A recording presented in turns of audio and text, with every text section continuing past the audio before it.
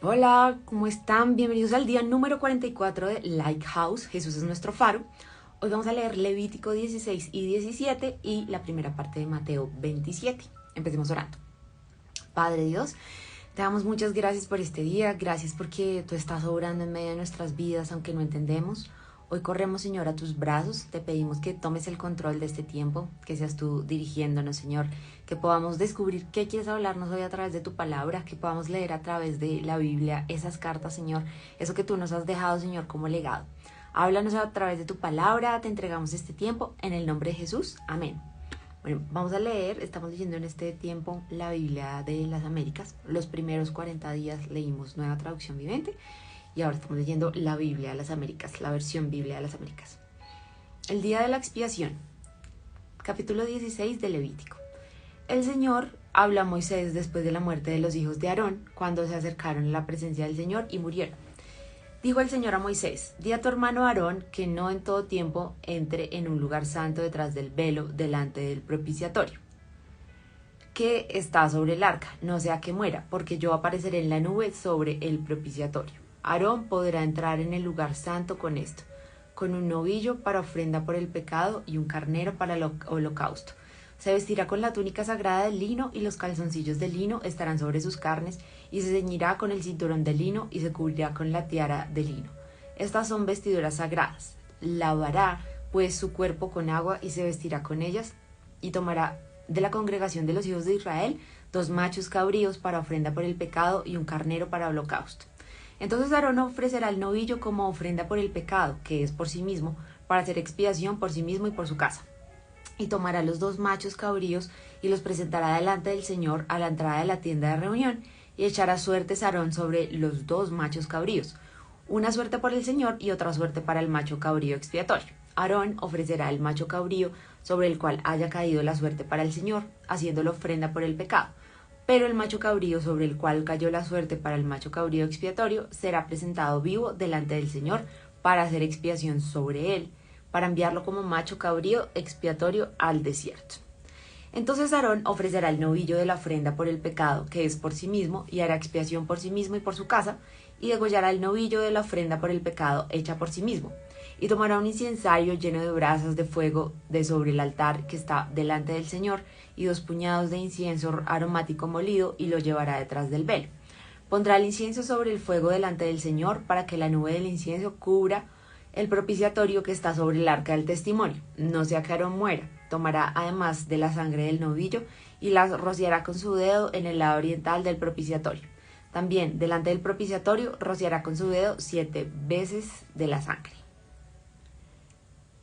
Después degollará el macho cabrío de la ofrenda por el pecado, que es por el pueblo, y llevará su sangre detrás del velo, y hará con ella como hizo con la sangre del novillo, y la rociará sobre el propiciatorio y delante del propiciatorio. Hará pues expiación por el lugar santo a causa de las impurezas de los hijos de Israel y a causa de sus transgresiones, por todos sus pecados. Así hará también con la tienda de reunión que permanece con ellos en medio de sus impurezas. Cuando Aarón entre a hacer expiación en el lugar santo, nadie estará en la tienda de reunión hasta que él salga para que haga expiación por sí mismo, por su casa y por toda la asamblea de Israel. Entonces saldrá al altar que está delante del Señor y hará expiación por él, y tomará de la sangre del novillo y de la sangre del macho cabrío, y la pondrá en los cuernos del altar por todos los lados. Y rociará sobre él de la sangre 7 veces con su dedo, y lo limpiará y lo santificará de las impurezas de los hijos de Israel. Cuando acabe de hacer expiación por el lugar santo, la tienda de reunión y el altar presentará al macho cabrío vivo. Después Aarón pondrá ambas manos sobre la cabeza del macho cabrío y compensará sobre él todas las iniquidades de los hijos de Israel y todas sus transgresiones, todos sus pecados, y poniéndolos sobre la cabeza del macho cabrío, lo enviará al desierto por medio de un hombre preparado para esto. El macho cabrío llevará sobre sí todas sus iniquidades a una tierra solitaria, y el hombre soltará el macho cabrío en el desierto. Entonces Aarón entrará en la tienda de reunión y se quitará las vestiduras de lino que se había puesto al entrar en el lugar santo y las dejará allí. Lavará su cuerpo con agua en un lugar sagrado, se pondrá sus vestidos y saldrá y ofrecerá su holocausto y el holocausto del pueblo, y hará expiación por sí mismo y por el pueblo. Luego quemará en el altar la grasa de la ofrenda por el pecado y el que soltó el macho cabrío como macho cabrío expiatorio. lavará sus ropas y lavará su cuerpo con agua y después entrará en el campamento. Pero el novillo de la ofrenda por el pecado y el macho cabrío de la ofrenda por el pecado, cuya sangre fue llevada dentro del lugar santo para hacer expiación, serán llevados fuera del campamento y quemarán en el fuego su piel, su carne y su estiércol. Y el que los queme lavará sus ropas y lavará su cuerpo con agua y después entrará en el campamento. Y esto os será un estatuto perpetuo en el mes séptimo a los 10 días del mes. Humillaréis vuestras almas y no haréis obra alguna, ni el nativo ni el forastero que reside entre vosotros, porque en este día será expiación por vosotros para que seáis limpios. Seréis limpios de todos vuestros pecados delante del Señor. Os será día de reposo, descanso solemne, para que humilléis vuestras almas. Es estatuto perpetuo. Así el sacerdote que es ungido y ordenado para ministrar como sacerdote en lugar de su padre hará expiación.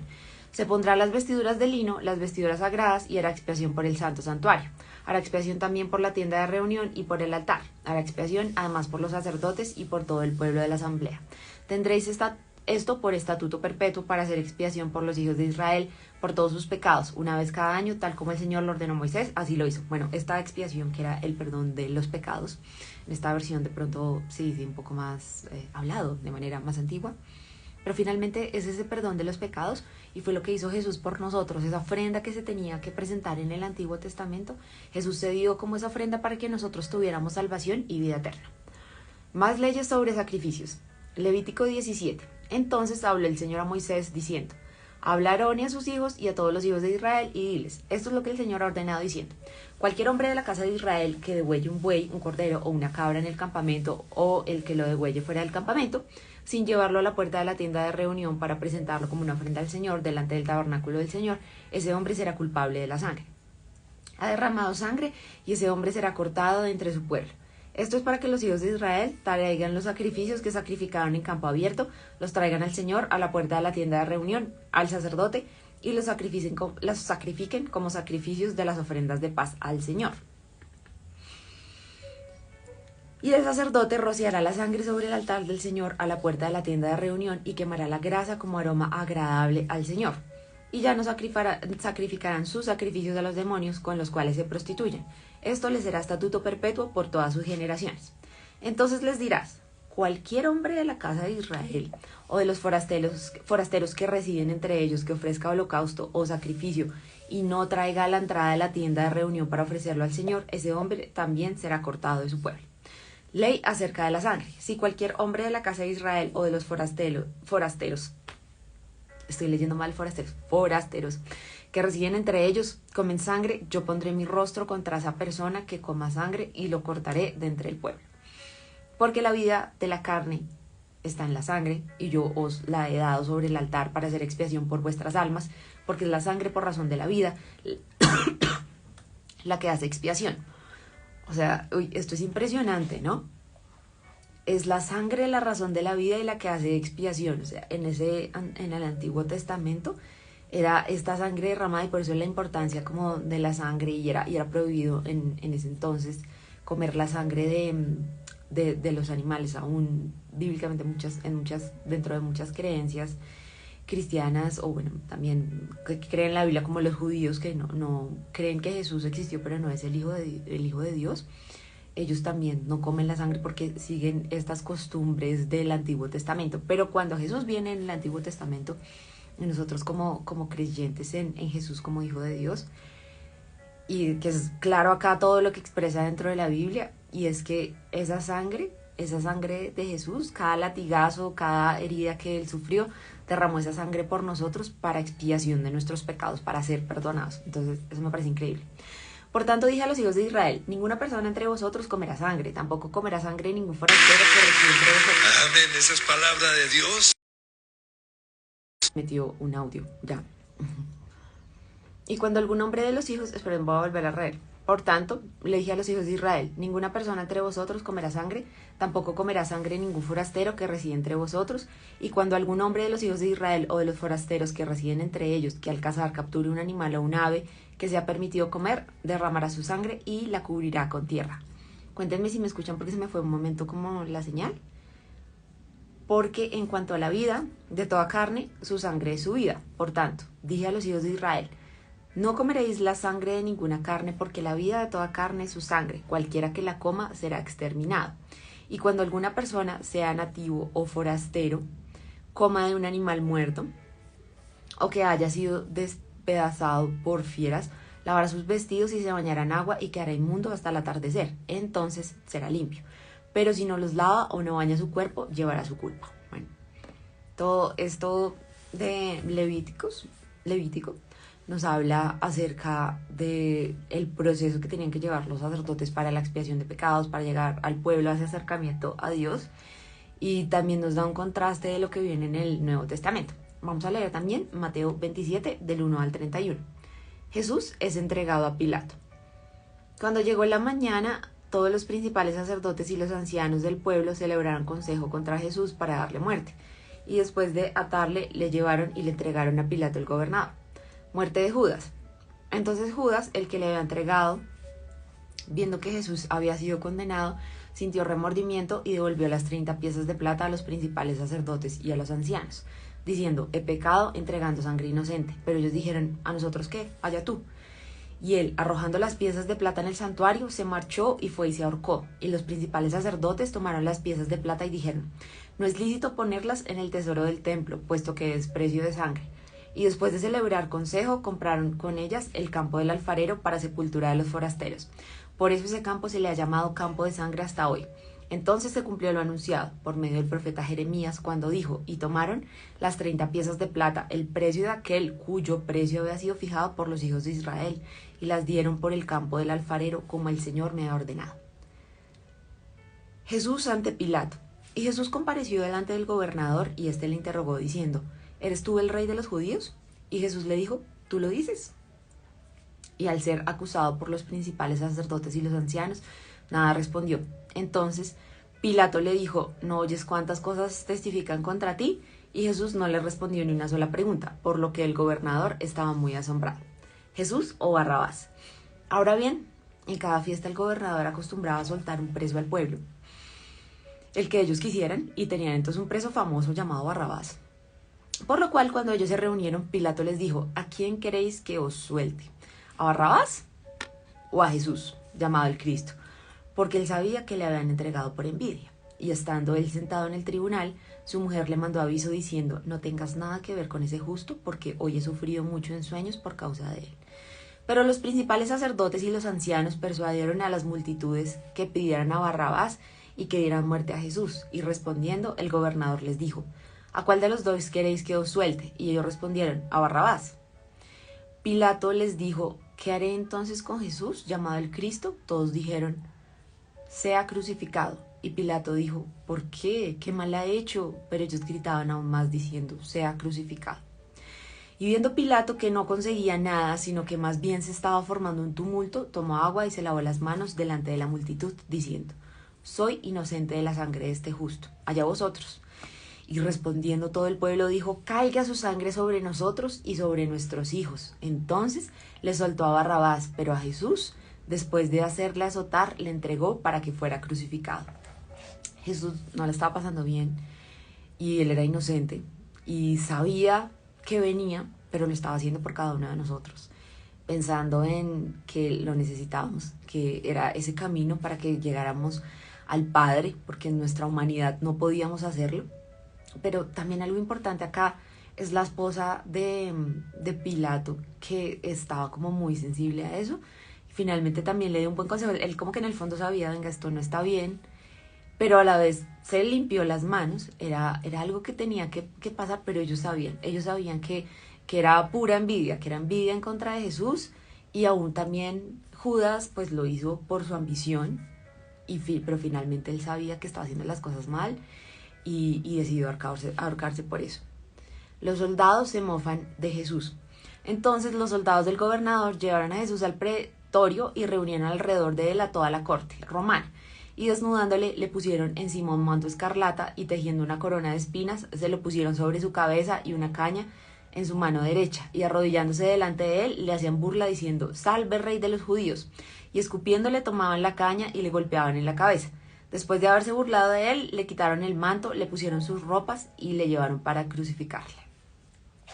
Sé que a veces no nos hemos sentido bien, hemos sentido que se mofan de nosotros, pero Jesús nos entiende plenamente. O sea, podemos correr a Él y decirle, no me siento bien, siento que se están burlando de mí en esta situación, que no me están tomando en cuenta, que no está siendo una situación divertida, y que Él nos entiende, pero que además Él vivió todas esas cosas pensando en cada uno de nosotros, pensando en que necesitábamos esa libertad, esa sanidad, y que solo Jesús, solo a través de Jesús lo íbamos a lograr para tener ese camino y esa salvación y vida eterna que tenemos desde el momento en que creemos en Jesús.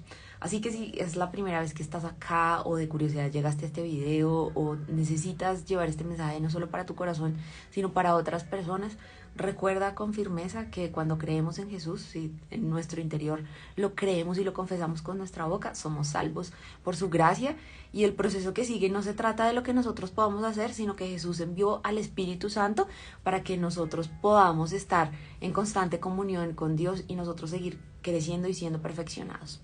Oremos para cerrar. Y bueno, quería decir algo antes, y es que si bien, claro, Nueva Traducción Viviente, otras traducciones son mucho más simples para nuestro lenguaje de pronto latinoamericano o coloquial de jóvenes, pues algo interesante pasa con las distintas versiones, y es, por ejemplo, acá en la Biblia de las Américas yo nunca le había puesto tanto atención al tema de la sangre. Probablemente hay cosas que sean un poco expiación, hay que llevarlo y masticarlo un poquito hacia perdón de pecados, pero hay frases que han sido traducidas, solo dichas de otra manera, pero en el español, que nos ayudan y nos conectan y nos ayudan a conocer cada día como más a Dios. Entonces los animo a que, pues, si van cada vez que empiecen a leer en un año la Biblia, lean una nueva versión, y si están haciendo estudios bíblicos puedan ver distintas versiones y entender también el origen de cada una de esas versiones. En general yo recomiendo como Bible Gateway, tiene pues como las versiones que también como que están como leídas, estudiadas y cuidadas, y también en YouVersion, que puedan como leer, conocer y también tener un criterio, pero sin lugar a dudas lo más importante va a ser conocer más a profundidad de la palabra de Dios y cada día tener comunión con Dios. Padre, gracias por este tiempo, gracias por lo que nos hablas hoy en Levíticos y en Mateo. Creemos que tú diste tu vida por nosotros para darnos salvación y vida eterna. Que aunque en el pasado tenían que hacer un montón los sacerdotes de expiaciones, de procesos, de temas de ofrenda, y que aún para nosotros sería muy difícil seguirlas todas, tú, Jesús, te pusiste en nuestros zapatos y fuiste ese cordero, esa expiación completa para liberarnos. Diste tu sangre, Señor, diste tu dignidad entera, Señor, siendo crucificada en una cruz por cada uno de nosotros.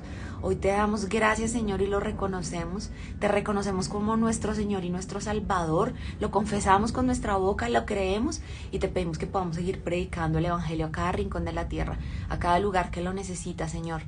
Gracias, Señor, porque nos entiendes. Gracias, Señor, porque llevaste todo, Señor, llevaste toda nuestra carga, porque fuiste traicionado, fuiste molido por nuestras transgresiones. Lo creemos, Señor, te damos gracias, Señor, no tenemos cómo pagarte. Queremos conocerte más, queremos acercarnos cada día más a ti. Te pedimos por las personas que están a nuestro alrededor, que nuestra vida pueda ser de impacto. Perdona, Señor, nuestros pecados, nuestras diferencias, nuestros líos, Señor. Ayúdanos a seguir creciendo. Clamamos por quienes están alrededor, que puedan tener una relación cerca a ti, Señor, cercana, pero que nosotros cada día podamos tener más comunión contigo, Dios. Nos alegramos y nos deleitamos en ti. No se trata de lo que nosotros podemos hacer, sino lo que tú ya hiciste en la obra en la cruz, Señor, y lo que tú, Dios soberano y poderoso, haces cada día de milagros en nuestra vida y en nuestra sociedad. Clamamos por paz a nivel global, clamamos por quienes están sufriendo, quienes están huyendo en este tiempo, porque tú los levantes y los animes. Sabemos y confiamos que tú usas todo para el bien de los que te aman, Señor. Ayúdanos a llevar este mensaje, Señor. Sin ti no somos nada, no se trata de hacerlo nosotros solos, sino que tú vas con nosotros. Ayúdanos a tomar las mejores decisiones, dirígenos, guárdanos y líbranos de todo mal. En el nombre de Jesús, amén.